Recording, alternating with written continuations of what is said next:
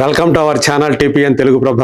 నేను మీ జర్నలిస్ట్ యజ్ఞమూర్తి. సాయి పల్లవి ఆమెకు ఎంతటి ప్రేక్షకాదరణ ఉందో, అలాగే ఆమెని జనం ఎలా ఆదరిస్తారో మనందరికీ తెలిసిందే. ప్రేమం లాంటి ఒక మలయాళ సినిమాతోటి ఆమె ఎంతో పేరు ప్రఖ్యాతులు తెచ్చుకున్నారు. ఆ తర్వాత తెలుగులో ఫిదా అనేటువంటి సినిమాతోటి నాయికగా ఎంట్రీ ఇచ్చి తెలుగు వాళ్ళకు కూడా ఆరాధ్యతారగా మారారు. సందర్భవశాత్తు ఆమె ఎప్పుడో ఢీ అనేటువంటి డ్యాన్స్ షోలో ఆమె తన స్కిల్స్ని ప్రదర్శించారు. అట్లా తెలుగు వాళ్ళకి ఇదివరకే అప్పుడు చాలా ఆమె టీనేజ్లో ఉన్నటువంటి అమ్మాయి, మరి ఆ అమ్మాయి తర్వాత కాలంలో ఒక పెద్ద స్టార్ హీరోయిన్ అవుతుందని చెప్పేసి ఎవరు కూడా ఊహించలేదు. లేడీలాగా అంత చురుకుగా ఉండేటువంటి ఆమె చేసేటువంటి డ్యాన్స్ మూమెంట్స్ వాటికి ఫిదా కాని వారెవరు. మరి కేవలం డ్యాన్సేనా, నటనతో కూడా చాలా సహజంగా నటించి ఏ పాత్ర చేస్తే ఆ పాత్రలోకి పరకాయ ప్రవేశం చేసేటువంటి నటిగా ఆమె తెచ్చుకున్నటువంటి పేరు. పెద్ద స్టార్ హీరోలతో పనిచేయకుండానే స్టార్ హీరోయిన్ అనిపించుకున్నటువంటి ఆమె బాలీవుడ్ లోకి అడుగుపెట్టి ఏక్ దిన్ అనేటువంటి సినిమా చేసింది. ఆ సినిమా వచ్చింది. సో ఫస్ట్ వీకెండ్ అయిపోయింది. కానీ ఎవరు ఊహించని విధంగా ఆ సినిమా బాక్సాఫీస్ వద్ద దారుణంగా ఫెయిల్ అయింది అని చెప్పి ఇప్పుడు ట్రేడ్ వర్గాలు తెలియజేస్తున్నాయి. మనకు తెలుసు, ఆమె రామాయణ సినిమాలో సీతా మహాసాధ్విగా నటిస్తూ ఉన్నారు. శ్రీరామచంద్రునిగా రణబీర్ కపూర్, అలాగే సీతమ్మ వారిగా సాయి పల్లవి. సో వీళ్ళిద్దరిని చూడటానికి రెండు కళ్ళు చాలవు అని చెప్పేసి ఒకవైపు వార్తలు వస్తూ ఉంటే, ఈ లోపుగా ఆమె నటించినటువంటి హీరోయిన్గా నటించినటువంటి మొట్టమొదటి హిందీ సినిమా ఏక్ దిన్, ఇది థాయిలాండ్లో వచ్చినటువంటి కొన్నేళ్ల క్రితం వచ్చినటువంటి వన్ డే అనేటువంటి సినిమాకి అఫీషియల్ రీమేక్. మరొక నిర్మాతతో కలిసి ఆమిర్ ఖాన్ స్వయంగా నిర్మించినటువంటి సినిమా. ఆమిర్ ఖాన్ ఈ సినిమాని ఎందుకు నిర్మించారు అంటే, ఇందులో ఆయన మేనలుడు జునైద్ ఖాన్ హీరో. ఇప్పటికే 2 సినిమాలు చేశాడు, కానీ అవేవి కూడా ఆడలేదు. ఇప్పుడు 3వ ప్రయత్నం చేశాడు, సినిమా వచ్చింది. ఇందులో ఆమెని అంటే మోగగా ఆరాధించేటువంటి ఒక యువకుడుగా ఇందులో జునైద్ ఖాన్ కనిపిస్తాడు.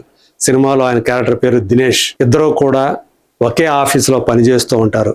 ఆ అమ్మాయి పేరు సాయి పల్లవి చేసినటువంటి క్యారెక్టర్ పేరు మీరా. ఆమెకు మాత్రం అతని మీద ఎలాంటి ధ్యాస ఉండదు. అనుకోకుండా ఇద్దరు కూడా జపాన్కు వెళతారు.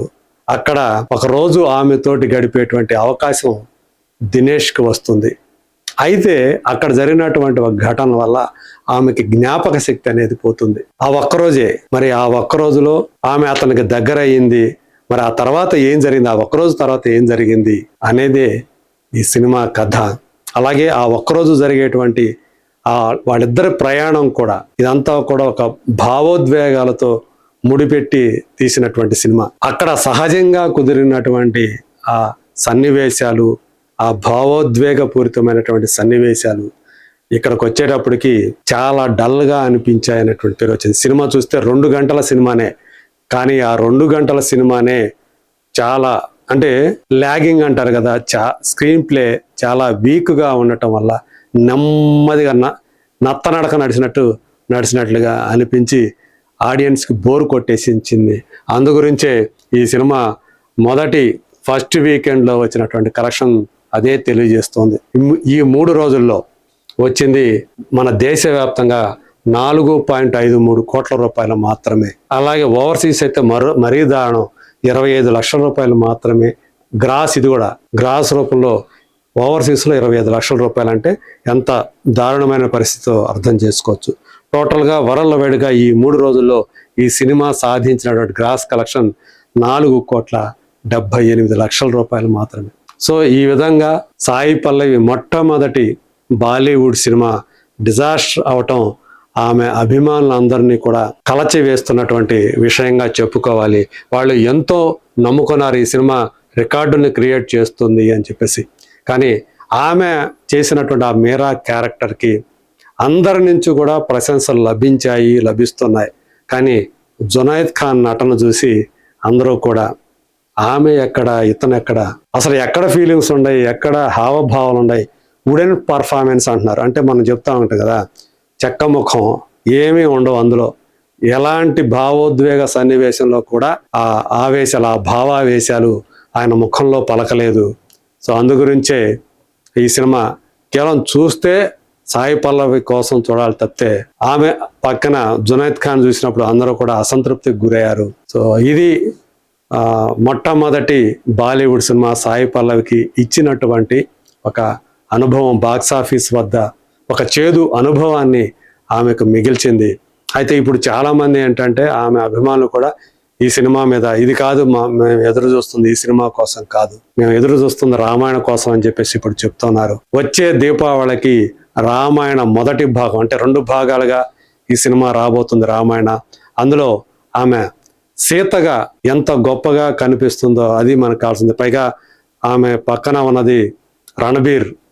సో అతను కూడా రణబీర్ కపూర్ కూడా ఇవాళ ఎంతటి టాప్ షారో మనందరికీ తెలిసిందే. మరి వాళ్ళిద్దరూ కూడా సీతారాములుగా తెర మీద కనిపిస్తూ ఉంటే ఖచ్చితంగా బాక్స్ ఆఫీస్ బద్దలు అవ్వాల్సిందే అని చెప్పేసి అంటూ ఉన్నారు. అక్కడ ఒక మేఘం అనేది కనిపిస్తుంది, ఒక ప్రభంజనం కనిపిస్తుందని వాళ్ళు చెప్తున్నారు. సో అందు గురించి ఇప్పుడు వాళ్ళ దృష్టి అంతా కూడా రామాయణ వైపు మళ్ళీపోయింది. ఏక్ దిన్ అనేది నిజంగా ఒక్కరోజు కూడా ఇక్కడ సరిగా ఆడలేదనే చెప్పుకోవాలి. తెలుగు నాటైతే తెలుగు వర్షన్ కూడా నిర్దయగా తెలుగు ప్రేక్షకులు సాయి పల్లవి సినిమాని ఇక్కడ కూడా నిరాదరిస్తూ ఉన్నారు. సో ఇది అంటే మనకి చెప్తున్న దాని ప్రకారం అయితే 15 కోట్లే దీనికి అయ్యిందని చెప్తూ ఉన్నారు. ఎందుకంటే కేవలం సాయి పల్లవి రెమ్యూనరేషనే ఈ సినిమా మొత్తానికి ఎక్కువ, ఆమెకే ఎక్కువ ఇచ్చారు, మిగతా చూసుకుంటే తక్కువే అందరికీ కూడా. సో అందువల్లే తక్కువ ఖర్చు అయింది కాబట్టి పెద్ద నష్టం లేదన్నట్టుగా చెప్తూ ఉన్నారు. కానీ బట్ ఈ సినిమాని కొన్నటువంటి డిస్ట్రిబ్యూటర్లు ఎవరైతే ఉన్నారో వాళ్ళు భారీగా లాస్ అవుతున్నారు అని చెప్పేసి తెలుస్తూ ఉంది. మరి సాయి పల్లవి అభిమానుల ఆశలన్నీ ఇక రామాయణ మీదే ఉన్నాయి. మరి చూద్దాం ఆ రామాయణ సినిమా, మరి అదేమో కేవలం మన బాలీవుడ్ సినిమా అనటానికి లేదు. ఇక్కడ ఇండియాలో ఉన్నటువంటి దాదాపు అన్ని భాషల్లో కూడా, అంటే ఏ భాషలో సినిమాలు తయారవుతాయో అన్ని భాషల్లో కూడా ఆ సినిమా డబ్బింగ్ రూపంలో వచ్చే అవకాశాలు ఉన్నాయి.